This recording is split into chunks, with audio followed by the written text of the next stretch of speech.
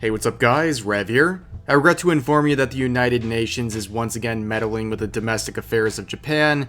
This time the United Nations Entity for Gender Equality and the Empowerment of Women, or simply UN Women, is demanding that a Japanese newspaper remove an ad from their recent publication. Here is the ad in question. This is what's causing all of this international uproar. Published on April 4th, the ad shows the main character Ai from the franchise Tawawa on Monday. The text reads, "I hope this will be a wonderful week," and the purpose of the ad was to promote the release of the manga's 4th volume. Ironically, this is the image of the character that drew ire from the UN, but nothing from the anime or manga that features heavy amounts of fan service.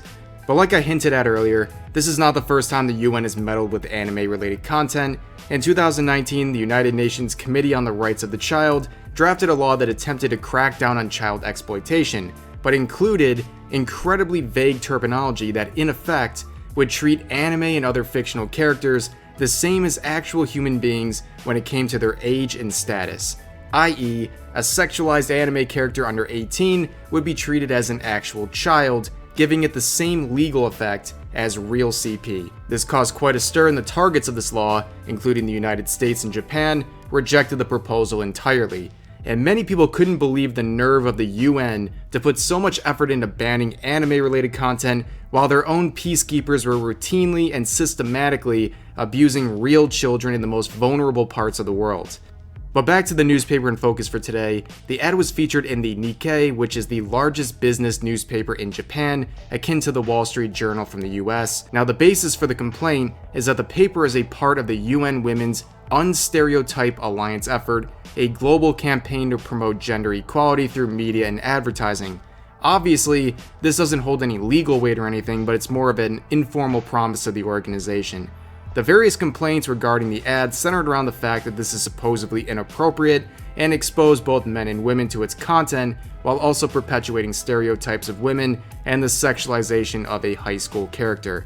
But oddly enough, Kei Ishikawa, the director of UN Women's Japan-based office, stated that they did not recognize the ad as a problem. She also stated that the organization is not questioning the publishers and creators of works like Tawawa on Monday.